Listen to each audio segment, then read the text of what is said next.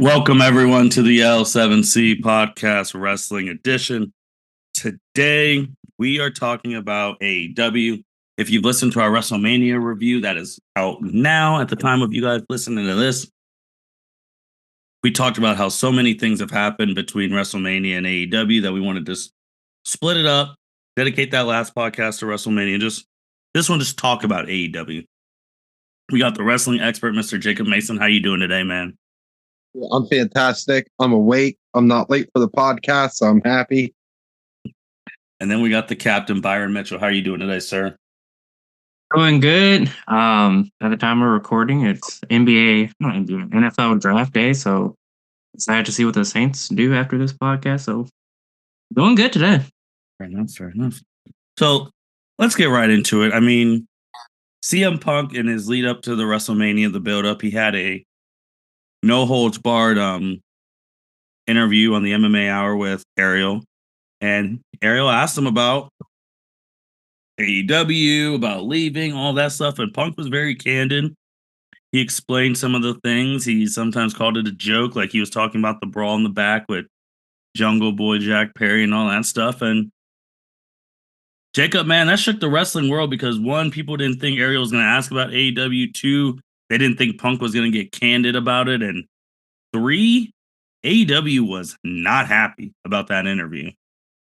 Dude, they were pissed off about that interview. and honestly, I think they were too pissed off about that interview. At the end of the day, I think that was one of the biggest problems. Was I think there was a lot of overreaction with everything that just went on completely. Yeah, no, I agree. Because Byron, after that interview, man, you saw literally the next episode after the AEW after they were talking about Punk. Felt like every person that was on screen had something to say about Punk. I know Adam Copeland, Edge did like a promo like how AEW is like the best wrestling company, and then FTR, of course, they had a promo because CM Punk was their boy. I don't know if there's no boys now. But I felt like everyone, like Jacob said, just overreacted to what Punk said. And then people were tweeting. It's like Tony told his wrestlers to start tweeting "Thank you AEW" after, because people were tweeting that. And I think the problem was that day, CM Punk's not on your show, but CM Punk was the biggest star on your show, and he's not even there. Yeah, which is wild because he was on the Raw after WrestleMania. And then now his name is being dropped on AEW, so just drawing. I guess I can get it. Maybe like trying to get extra people to view AEW because they're name dropping CM Punk, but in the end, I think it backfired. But if the crowd's chanting CM Punk louder than your top stars in your own company, that's a problem, isn't it, Jacob? Major problem, absolute major problem. But at the same time, CM Punk's name has been chanted for years when CM Punk wasn't even wrestling in general. I mean, so it's bad. It's not good, but it's kind of, I don't know, anymore. It just seems standard par for the course with a lot of wrestling fans. How'd you feel with the AEW people, like Byron said, doing the hip hip hooray by Tony Khan, telling him, like, hey, man, talk about how great this place is. It was fucking weird, man. It was really it was just, the whole situation was awkward. Like, it reminded me of like the Rock and Cody segment. Like, I'll let you touch my belt if you let me touch your belt. Like, it was just fucking awkward. Like, what the fuck do you do with half this shit? Like, there are a few times that I really do miss Vince McMahon. Vince would have acted like this shit never would have fucking happened, and sometimes that's the right move to fucking pull. Because this CM Punk domino effect of like this happened, and then Jacob, they made the decision. I don't think they were going to show it till after this interview. I don't care what Tony Khan and them say. They made the decision to show the backstage footage of Wembley, where Punk and Perry had their little altercation. And Jacob, what the hell were they thinking showing that? Because of one, if you've had it forever, why are you showing it now? It's obvious you're showing it in retort to the Punk thing. Yeah, that's I mean, did AEW say they were planning on showing this anyways? After they the Punk said. interview. I mean, like, I get it. Like, you want to retort, but I feel like you shot from the hip, and I feel like you shot too fast from the hip, and you completely missed. Because shout out to Errol Hawani, because he ended up taking the AEW footage and then put it with the CM Punk footage, and everything lined up. And Punk didn't lie. I'm not saying Punk was right, but Punk certainly didn't lie. Everything he said is exactly what was shown on camera. No, 100% right there. Byron, I know you're a big Twitter user. That night, AEW was getting flamed. Yeah, everyone was saying, "Oh, wow, CM Punk was right," and then a lot of people say, "Oh, Jack Perry can't fight." Every other tweet, it was about AEW. It was great. I was shocked that they were going to show the footage. I thought it was going to be like a what's the word I'm looking for? Just like a troll, like, "Oh, we're going to show the footage, but not actually show the footage." Mm-hmm. And then extra, they made it a part of the FTR and the Elite Young Bucks storyline, which also didn't make any sense at all. But again, it's Tony Khan booking, so most of the stuff doesn't make sense. But it was just a wild night. So their reason for that was because, like you said, Punk was FTR's boy. I mean, Dax, we talked about it. Dax had a whole podcast just to bring Punk back the first time. And then once he came back, he ended that pod. And they're like, oh, this is your fault. So now, and then talking about like, oh, we weren't concentrated or whatever. So now we got to fight each other again. I was like, so you're telling me if CM Punk never went on that aerial interview, would you have even used this footage as part of your storyline? No, you wouldn't have. Right. So like, what were you doing beforehand? Jacob, for me, I think one of the biggest problems is that they are so fixated on the Punk stuff. They did not promote this past pay-per-view well at all. No, they didn't. And because honestly, I'm the quote unquote wrestling expert. Mm-hmm. I forgot the fucking pay-per-view was happening. And before you go, this is a pay-per-view that had Will Ospreay versus Bryan Danielson, and they didn't do anything to promote. Like, that should have been the focus of the shows for months. Yeah. I mean, you had. I mean, from everything that I've seen from the pay-per-view, it was a good pay-per-view. Mm-hmm. But all right, I can understand with WWE and their PLEs, premium live events. I can understand like they put those out every single month.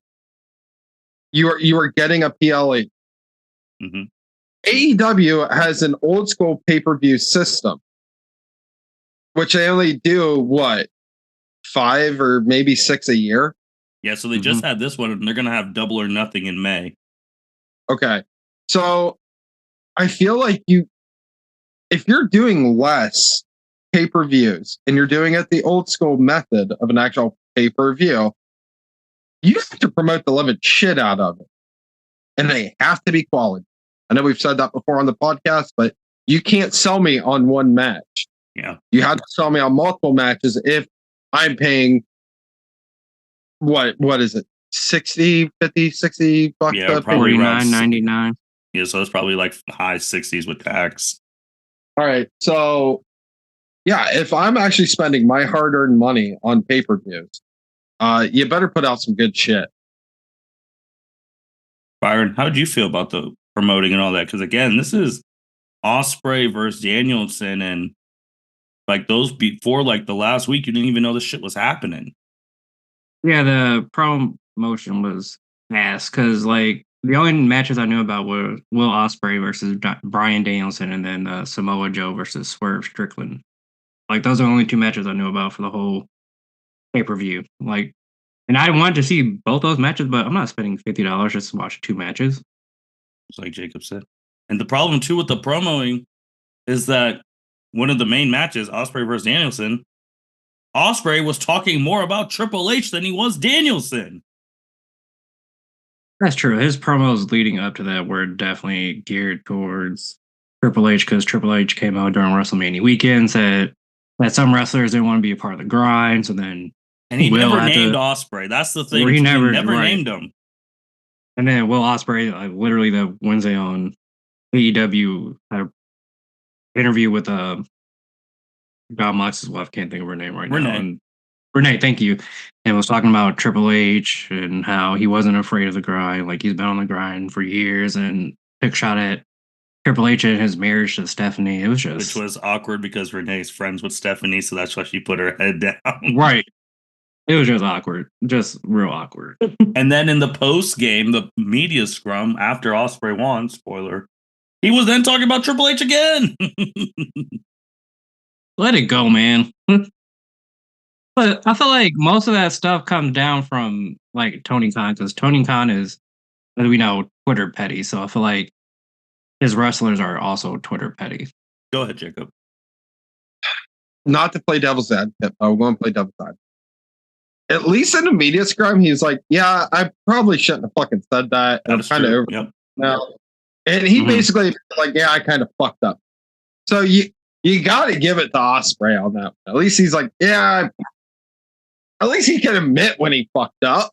But then he said, "I'm not going to talk about people beneath me ever again." I was like, I don't know if Triple H is beneath you, but okay. I mean, what's really fucked up with this entire? I mean, we're once again here. We are the L7C podcast doing a podcast on CM Punk. Is the main point yet again. It's just yep. It's what we fucking do. Like. What's fucked up is you had this pay-per-view. We have a brand new world champion in Swerve Strickland, who's completely over as fuck. And yeah, let's do the fucking dance. It's fucked up that we're still talking about an ex-wrestler who's now wrestling for a different company, and we're still making him the entire focal point of his old company. Isn't that like fucked? It is fucked. And then it didn't make sense that he was wrestling at like one of the matches that he should not have been. Like, I don't know what the fuck he was wrestling in that match for on Wednesday. Like he was wrestling someone who was trying to compete to try to get a spot in potentially. Oh yeah, because they do these championship eliminator matches. So if you beat the champion, you become the next number one contender. So it was Kyle Fletcher versus Swerve Strickland. I was like, Kyle, what are we doing here? Like, come on, let's move this on. But that's just me. But no, Jacob, that's a really good point, man. Because it's like new champ, first African American heavyweight champ for AEW. And the biggest thing in AEW is how we're responding to CM Punk, because Swerve Strickland was not the main event. Neither was Will Ospreay. The main event this past Wednesday was, because he came back on Sunday, was Tony Khan and Jungle Boy Jack Perry. They were the main event AEW. It's funny because Tony Khan tweeted a long time ago he would never be an on-screen character. Here we are. Jack Perry comes out, hits Tony Khan, and then the Elite come out, the EVPs, they beat up Tony Khan, and then that is the main event of the evening. Well, you know what? I'm actually proud of AEW for this one, because I feel like AEW completely has fucked up with airing the footage and being like the most cringiest ex-girlfriend you could ever fucking ask. To where finally, instead of them just showing it and everyone being like, "Oh, what the fuck? This is just awkward." Now you're actually turning it into something. You have Jungle Boy Jack Perry, who's coming back and actually doing something. He's aligned with the EVPs, and at least you're going to do something with it. Instead of just just completely making it awkward. I'm just happy they're making something of it at this point. Are you going to be prepared though for Jack Perry and Tony Khan to have promo battles against each other? Because those two are not promos that are going to entice the crowd. Yeah. I also feel like this. I think AEW has realized how much they have truly fucked up. Mhm. Because when we talk about AEW, I mean, when they first started out, I mean, just being the hot new thing, dude, it was like untouchable. Mhm. And we let shit slide. We're like, it's a new company, you know, whatever. And then once the novelty of it wore off, and everybody started cracking down on AEW, and more, it just got worse and worse and worse. I feel like this is a turning point for AEW, where they were like, all right, we have fucked up. We have to change shit, and we're going to go off from here. If they were smart, I think they need to keep Tony Khan completely off TV and Twitter. Like, bruh, just stop. Like, it's not even entertaining when he tweets. It's just fucking cringe. It's crazy because if you think of the time frame, because AEW is 5 years now, which is freaking wild. But so it's starting when WWE, the 2019-ish, like the COVID stuff, especially before COVID, 2019 was just like, it was terrible. Like you had terrible storylines, Roman getting dumped in poo, and like the Bobby Lashley, all stuff. It was just terrible. And then COVID happened. You have the Thunderdome, all that. Then AEW's going. They're having these crazy matches. Cody versus Dustin winning match of the year, like Kenny Omega being champ, Jericho, like all that. They're going. And then you have you have Vince when he's starting to leave because whatever. Then Stephanie comes, Morale's back. Again, I was on the Nick Khan being a snake, kicking everyone out, which he was kicking everyone out in some way, shape, or form, but looks like he was a good snake, so I was wrong on that, but he was still a snake. Triple H takes over, and that's when they start booming. He literally almost dies of a heart attack. Then they start going down. And then, Jacob, I really feel like we didn't start really looking at AEW. Like, we started like, what are y'all? Because I know we had an episode saying like the honeymoon phase is over. When the Cody rumors started, like that's when I was just like, we were like, wait, why would Cody Rhodes leave? He's literally one of the main reasons this place got built. Why would he leave? Like, if he's leaving and something going on, we don't know. Like, and then he left, and in 2 years in WWE, he is significantly a bigger star than he ever was in AEW. And then the media scrum pushed it over the edge because we're like, how are you a boss just letting Punk just go off the rails to your EVPs? And then they get in a real fist fight in the back. And we're like, wait, was it really real? Then we're like, oh, there's NDAs. It was real. And then you bring Punk back. You give Punk his own show, which Punk talked about on Ariel's thing. That show was literally made for Punk. And people, and like we talked about, it was like freaking Marvel Civil War. If you were on this show, you were with Punk. If you were on the regular Wednesday show, you were Team EVP. Like, they just had so much shit. The thing for me that pushed me over the edge was Jade. Because that's home. Like, she should not be in WWE right now. She should probably be the world champion in AEW right now. She probably should, because she was the longest reigning TBS champion, and then she lost to Chris Statlander, and then she left. And Britt Baker's clique didn't mess with her. Yeah, I was going to say the crazy thing is, because like we were so focused on like what's happening on the men's division, like we never really took a microscope under the women's division. That's true. Until Jay left. We're like, why did Jay leave? And then we hear all this stuff like about Britt and her clique. We're like, oh shit, women's Britt really hates terrible too. she despises Thunder Rosa in real life. Like, you're right, because like the men, like those first couple of years, the men were freaking eating. Like they were eating, and you're just like, the women, whatever. And then they get Saraya, all that stuff, and it's just. And I know with Jacob too. Like we haven't talked about enough because they've been fumbling these. Like the one that I know Jacob really pissed Jacob off was they signed at that point. Not a signing at the point. Jay Switchblade, Switchblade. Mm-hmm. And we're just like, all right, this is great. This is a big signing. Like we were, He was about to go to WWE until Vince McMahon and his paralegal took power again. But they didn't do anything with Jay, man. And you're like, what the fuck? Yeah. It's really fucking weird looking on AEW. Because you have literally over the past 8 years, you have literally got the top stars from New Japan. Yep. You've got Kenny Omega, got Okada, you got Jay Switchblade. Yep. Pretty much the only people you don't have is Naito and fucking what's his name? He's the president now. It's a John Cena. I can't think of his name. Yeah. Anyways, no, yeah, Tanahashi. Yeah, Tanahashi. Yeah.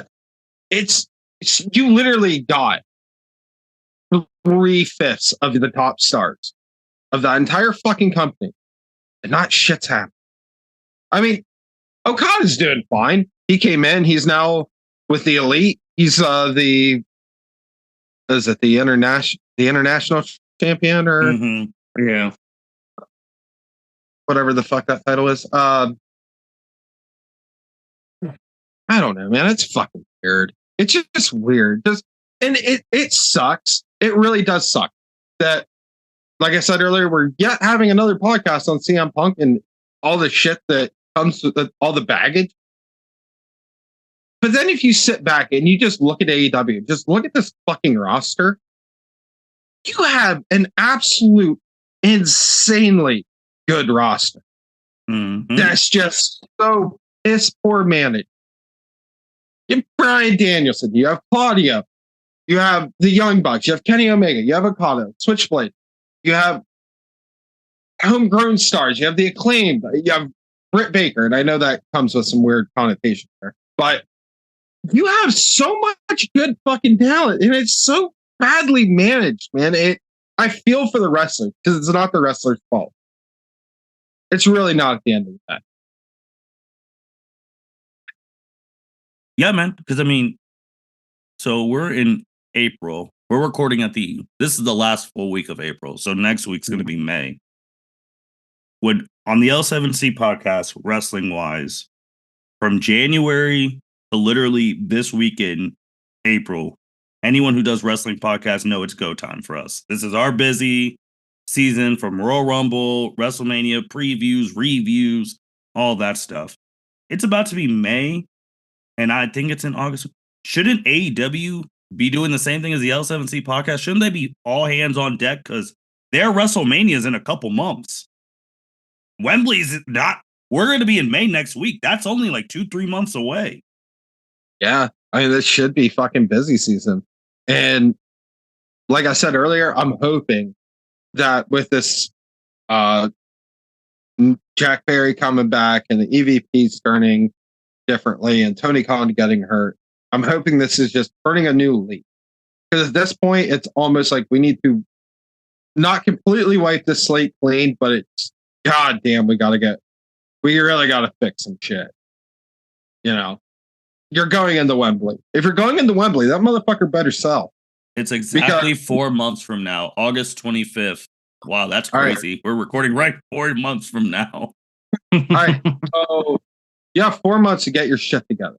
Now, also on top of that, I'm not sure if you guys seen the tweet earlier from Triple H saying to the mayor of London, because mayor of London said like, fucking something. Oh yeah, he wants everything. He wants a Super Bowl. He wants the NBA. He wants a WrestleMania. Yeah. He wants a WrestleMania. Triple H tweeted him and said, let's talk. All right. So if you're going to London, then you have to go to Wembley, right? I would assume because that's the biggest place. And it's kind of crazy because, Cena's been pushing for WrestleMania in London for a while. Cody's been pushing, like people have been pushing. And this is the first time because we know Triple H, he's doing the stuff. He actually tweeting back, like you said, that's big. Like even acknowledging that is crazy. Which, hey man, AEW, step your shit up. Your main competition is now getting ready to encroach, whatever, on your biggest territory pay-per-view. Yeah. Yeah. And also, too, I want to go back to the shots because the Triple H thing, I really don't care. He's a big boy. He can handle himself, all that stuff. But there's something with this podcast we'll never tolerate, and it's taking shots at Cody Rhodes. I don't know when the hell all of these people at AEW just started taking shots at Cody Rhodes. When if he wasn't alive, y'all don't have jobs right now. Well, you have a point. And he's never said anything bad about that place in any interview. And like Tony Storm taking shots, I'm like, okay, let's calm it down now. Like, you would be unemployed right now if he didn't make AEW. Yeah, that one was weird. Because, like, it came out of nowhere. But she said at the scrum on Sunday, she was like, to Tony Khan, she was like, don't worry, no matter how many championships I win, I'll never call you out to come celebrate with me in the ring. And then talking about finishing the story, where finishing that staying now has become mainstream. I heard finishing the story on a freaking Yu-Gi-Oh tournament I was watching. Like, that's how mainstream Cody's finished the storyline become. Fuck, awkward, dude. It's a bad X. It is. It's a terrible X. It is. Take your shit and go home and just work on you. Fuck. Jacob, I do feel like the Punk stuff is when they really truly forgot who they were. I really don't want to quote Mufasa, but they got to remember who they are, man. Like they completely forgot who they are. And it shows. It completely shows. And unfortunately, AEW is like straight up the laughing stock of the wrestling community. AEW right now is being treated like TNA was years ago. Mm-hmm. No one needs to be in that fucking position ever. Like, no, and you need them to be good. Like, because I know some people are just like, oh no, it sucks. I was like, no, you need AEW to be good, because if AEW is gonna be good, then WWE is gonna be good, and then all these other people are gonna be good, and then there's more jobs for everyone. So, right, like, I know we shot on WWE for years, but we, like you've always said, we want it to be good because we want them to succeed.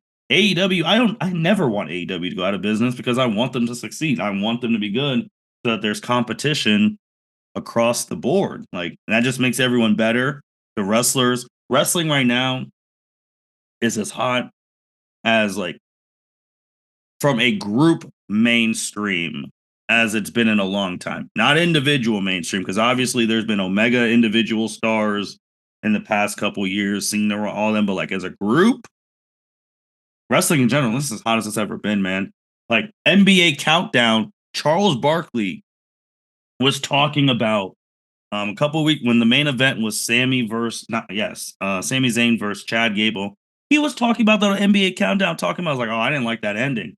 Like, how dare you suplex a man out of a wife's arm? I might have to go there and whoop his ass. Like, this is like it's up right now, dude. This is as hot as wrestling's ever been since the Attitude Era. Yeah, as a collective, yes.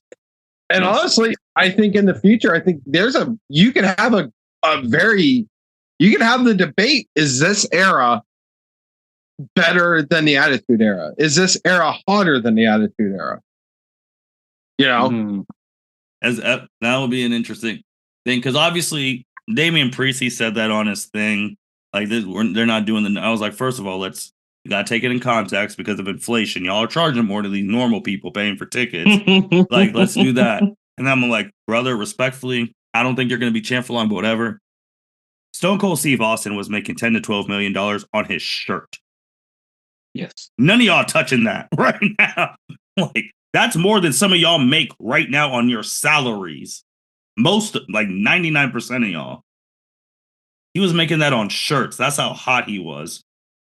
But no, it's a good argument. I mean, because, like, right now, I mean, the exposure, the creativity, like with Triple H at the helm, like, and like them listening to fans, because if it wasn't for fans, WrestleMania 40 would have been ass, because it would have just been Rock versus Roman. And it would have been Goody Two Shoes Moana Rock. and then we would have never got final. It's the truth. We never would have got final boss rock. You're right. That's crazy. We live in an era where the fans have the power to change a product. Because they did the same thing with WrestleMania 30. It has to be overwhelming, though. Yeah, like I was going to say, like WrestleMania 30. They changed. Got Daniel Bryan in the main event. Yeah, because if it's not overwhelming, then it ain't happening. But the Cody, Daniel Bryan said didn't even make mainstream news like that. Cody's made mainstream news across the planet. True. But that's why I'm just like, no one should be struggling. Nobody. Yeah. No one should be struggling. And you said it right earlier. Every company, like, we all want every company to succeed. That's why we bitch about them. I'm so happy with what TNA has done over the past. Like, way to just pull themselves literally from the not even paying their fucking wrestler to now being a thriving, wonderful, great wrestling. I'm so happy for them. Oh, man. Someone just sent this literally in our group message that AEW's rating since the signing of the big three game changers, Ospreay, Okada, and Mercedes, their biggest rated show, 819,000, was the day of the CM Punk footage. That's crazy. That doesn't shock me one bit. Oh, no, because everyone was tuning in like, oh, what they about to show? Yeah, I mean, and I do love, this is something else. I know Tony said this, like, they're showing the footage to try and get people excited for the pay-per-view and try and get people to tune in and shit. Like, yeah, you're a cheap pop. That's all you're doing. You are cheap eating the fuck out of this, right? It's just, long term, short term, sure, but long term, no. And short term, it was only like 10 minutes. Like, it really was not. I don't. Go ahead, Byron. Because I was gonna say the clip was short, and then you had the Young Bucks doing a promo afterwards, which, like you said, probably ended up being like 3 minutes of a cheap pop. Then they got that match at the pay per view. Then, like, where do you go from here now? And it's crazy because, like Jacobs, like he said earlier, when talking about Punk, this is probably the strongest the women's division in AEW has ever been, ever. Like, Timeless, Tony Storm is killing it. And then she's an example too. Like, when she was under Triple H, she was good. When she got to the main roster under Vince, she was terrible. And then she's here doing her own thing. Like, this character is fantastic. Like, you got that, you got Mercedes, you got all these. Let's be honest. Tony sucked when she first got to AEW. That's true, but she wrote the ship, and she's making it work. That's true. But it's like, this is the strongest they've ever been, and it's like, it doesn't feel like it's the strongest it's ever been. Because another argument I see is, and I really like Mercedes, but it's like, you were paying her all this money and she ain't wrestling. But she's coming on TV every week. That's fine, but we're gonna have to wait literally to the end of May to see her wrestle Willow. Like, what the hell are we doing there? All right, that's a fumble for me. Fuck it, let's talk about it. So, I bitched about this because I sent it to the group chat. I wasn't happy with Willow winning and Mercedes coming straight out. Like, I don't like that shit. Because honestly, at this point, deserves a rematch. Yes, Julia Hart deserves her fucking rematch. Once again, House of Black shit on. Fuck me. But I didn't like it. I don't like the fact that Mercedes is coming out because I feel like you've booked yourself into a corner. All right, so you have Willow Nightingale, who's your first women's African American champion in AEW. No, not your. Jade was. Yeah, Jade was. Second, yeah. Regardless, you have a new champion. I'm sorry, but like, do you feed her to Mercedes? Because I feel like you have to feed her to Mercedes at this point. And if you're paying someone $8 million plus, you got to 8 figures plus. Yeah, you got to feed them, man. You have to. So then, congratulations. You have made Julia Hart look weak. You have made Willow will look weak. And Willow's beat Mercedes in New Japan. New Japan. He took the title from her. I just feel like you've literally booked yourself into a stupid fucking corner. I feel like this would have made more sense if Julia would have kept the title. And I'm not just saying that because of biasness towards the House of Black fact. Okay. It just seems dumb. Julia would look way stronger if she put up a good quality hard match and still lost Mercedes. That would have been fine. I get it. Byron, your thoughts? I agree. If they wanted Mercedes to be the next TBS champion, they should have just fed Julia to her instead of having a transitional champion in Willow, because that doesn't sit right with me. Like, Willow just won her first championship in AEW. Now she's probably going to lose it to Mercedes at the end of May. Like, what was the point of that? I have a question too. Like, why is Mercedes? I mean, that champion's supposed to be like for the up and comer people, but why is she going for that title? Why didn't she go after? Why is she going after Tony? It's a good question. Like, I hope, because I'm like trying to think of again biggest matches at Wembley. Like, what are you gonna do? Like Tony Storm versus who at Wembley? Who are you gonna do? Mercedes versus who at Wembley? Like, I'm just confused why you're paying her all this money. You're not paying all this money to go for a mid title and then elevate it for what, a couple months. Then she drops it to whoever she wants to drop it to, and then she goes after the main title. Yes, I don't know. And then speaking of titles, and just seeing him on Wednesday, man, Jericho might have to hang that up. I don't understand why he beat Hook. I really don't. Unless Hook's like leaving or wants a vacate. I didn't get it. Yeah, I didn't either.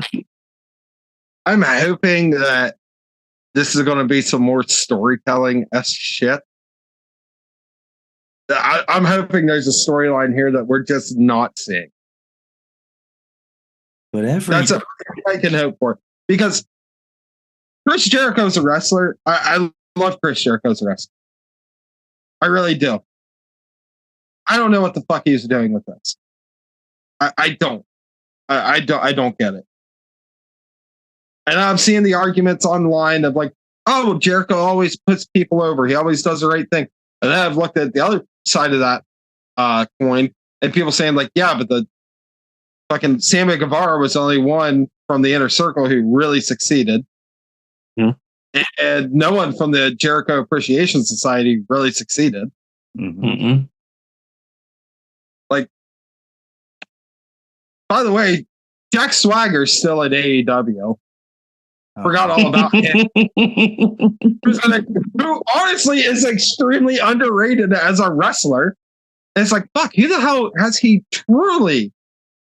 I mean, truly, like, really, really, really, like, put over. It's kind of fucky. And I love Jericho. My thing too is like, I felt like a peak moment for them. This obviously because MJF is gone. Well, he's hurt right now, but what happened to continuing the pillars, man? Well,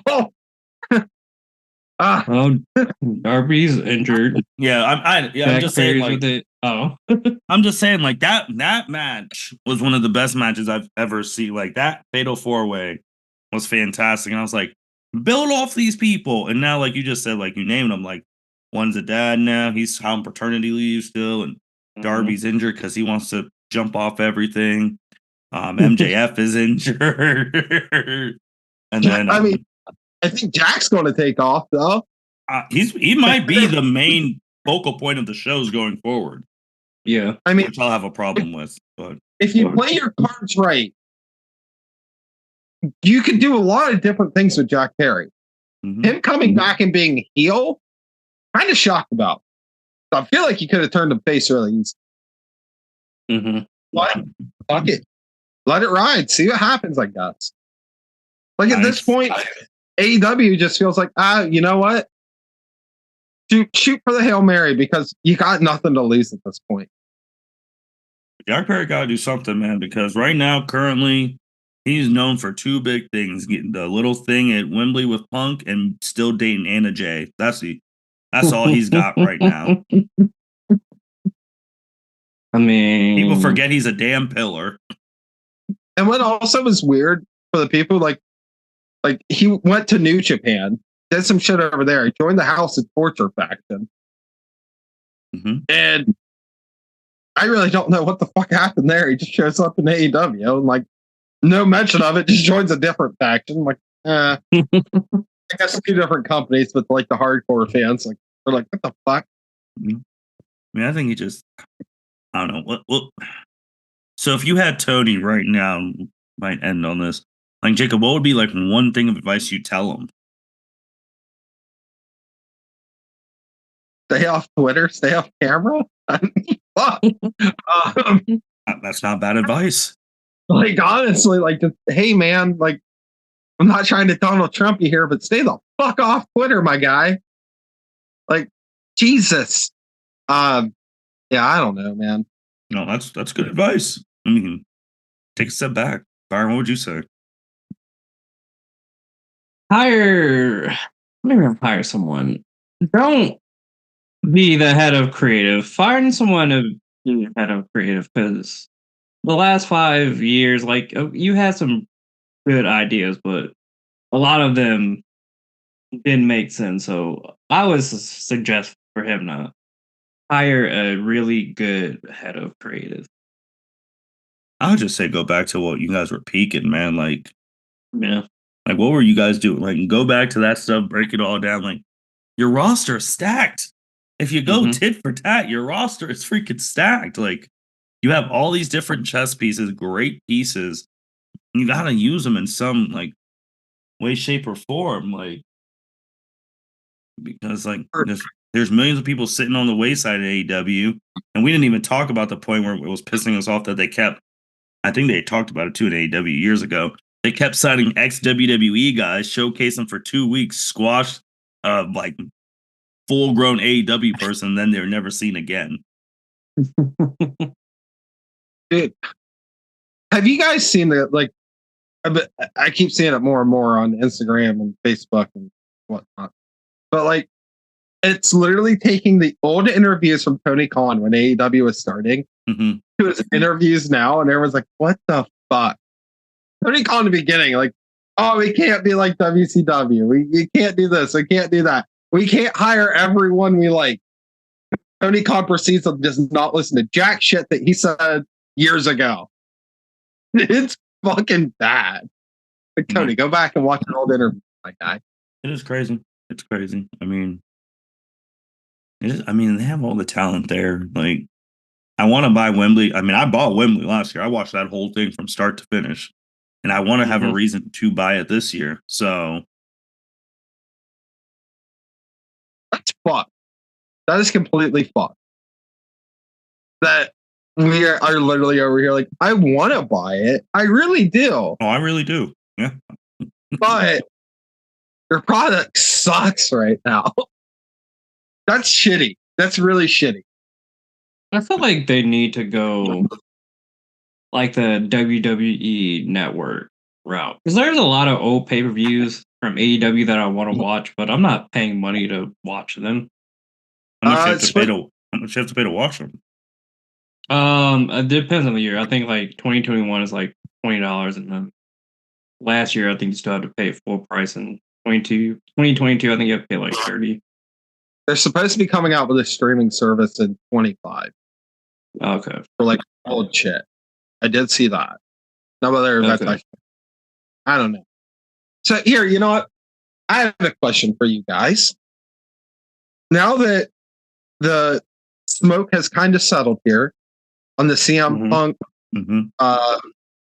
videos and interviews and everything else,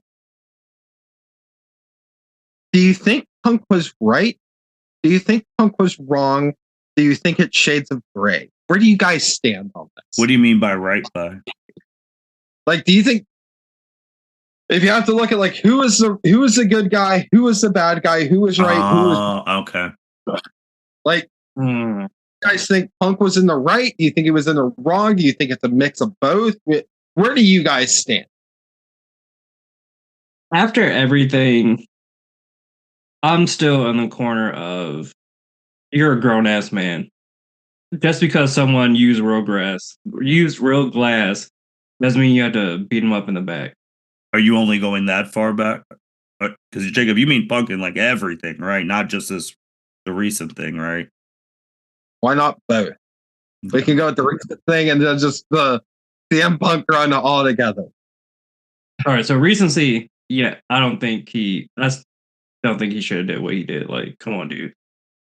Just because he used real glass doesn't mean you have to fight someone in the back. He's an annoying piece of shit. Like you said, he's grown. You're grown. Right. And you're at work. And you have your own show. Be about your bag. Well, he said he was about his bag. It was the other people. Who cares? You're still making money on your own show. You can literally...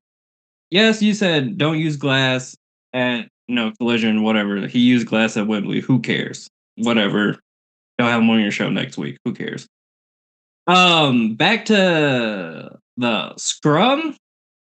I think you could have handled that behind closed doors. You didn't have to go on that rant at the scrum when you just had a banger of a pay-per-view. Oh man, this is tough because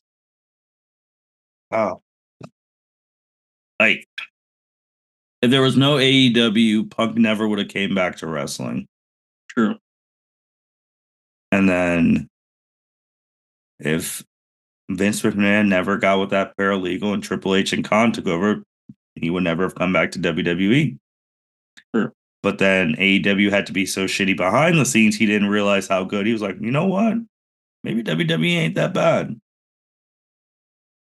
Because when he came back in 2021, man, that was a boom. They were getting their highest ratings. I was tuning in every week for Punk and all of that. And then the scrum thing. Well, before the scrum with Hangman, I was just like, can we have handled this in the back? Like, take care of this, like you said, Byron. And then there's fighting and termination, and I agree. I'm more gray. I think it's a gray thing because both sides were wrong and right at different times. Yeah. But what time did it matter? Like when it mattered the most, Punk made. I mean, Tony, you didn't have to give this man. I think that was one of the things. You didn't have to give him another show to bring him back, man. So just let that go. If you don't make that other show, now it's just you got your wrestlers on the days that you have them, but you made that other show to appease him, which showed everyone in the world is like you're making a whole show to appease one wrestler or to make sure he stays.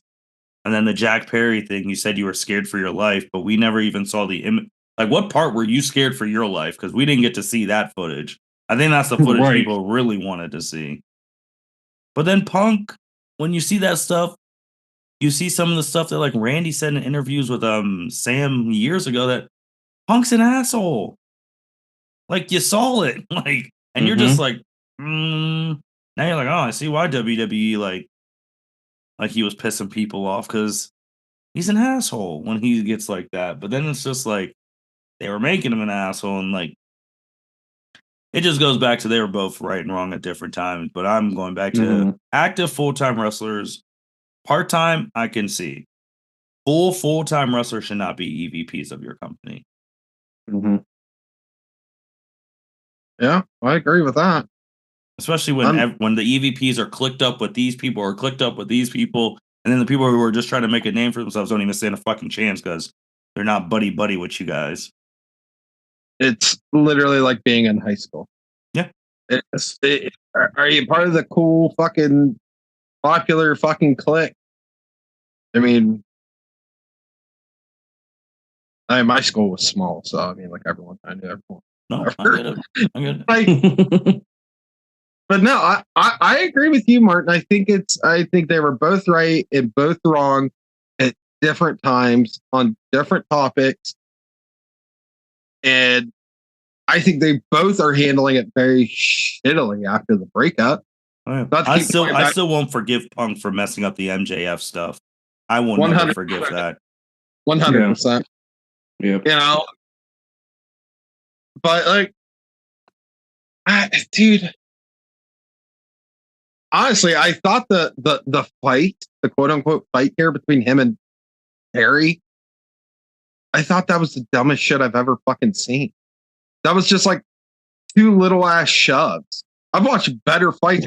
I've literally watched better fights in my high school than that. I was like, oh, this is literally too pushing. Like, this was nothing.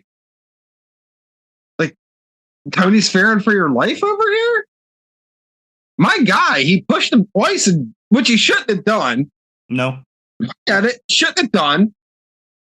And I get it, Punk's an asshole, and I'm sure he's an asshole for the right reasons, and it just comes off the wrong way. I think we've all been to that point where it's like, listen, everyone else is completely fucking wrong here. I know I'm completely fucking right, and I'm going to fight for this no matter what.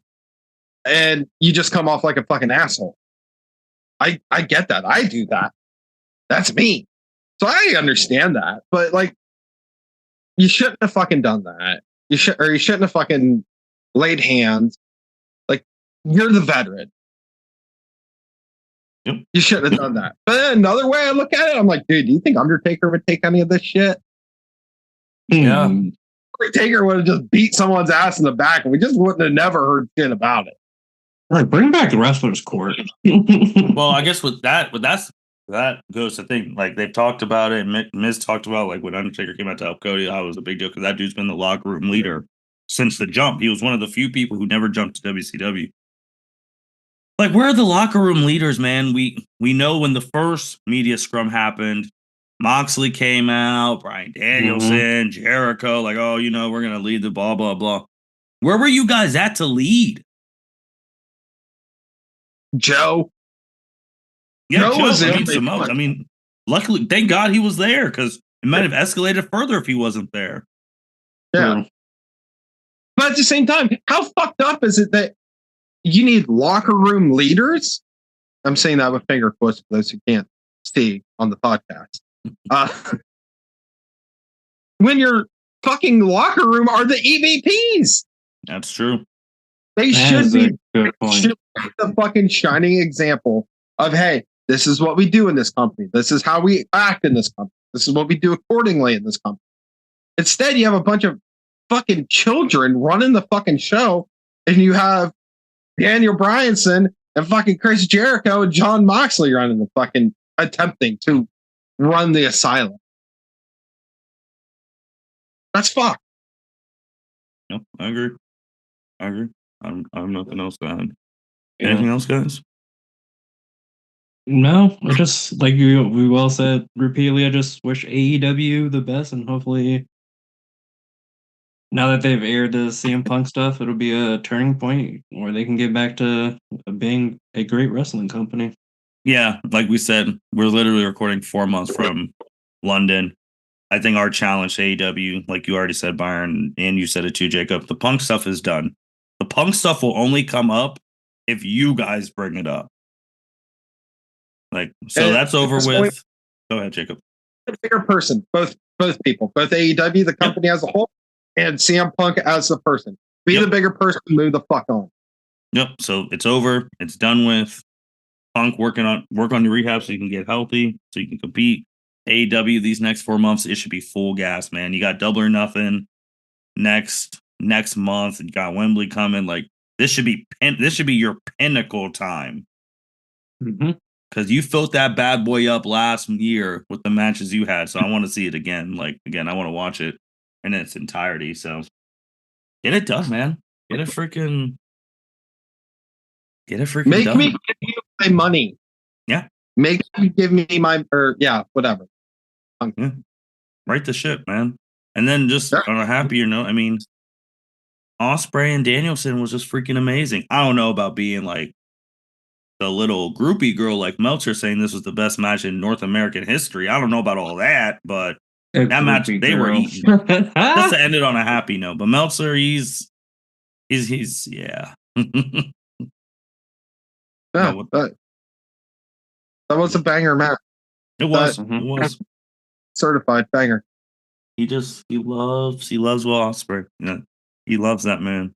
So, moral of the story: AEW. Everyone wants you to succeed because when you succeed, wrestling is better. So let's kick it up. Our challenge to you: 4 months. Let's rev this up and get it to Wembley on. What did they get? 100,000 last year? 100,000 plus. Thanks. Think so. Let's do it again. And with that being said, L7C Podcast signing out. Thank you for listening to this episode of the L7C Podcast. Be sure to like, rate, review, and subscribe to the channel. Follow us on all social media platforms, and we'll be talking to you guys soon. Take care.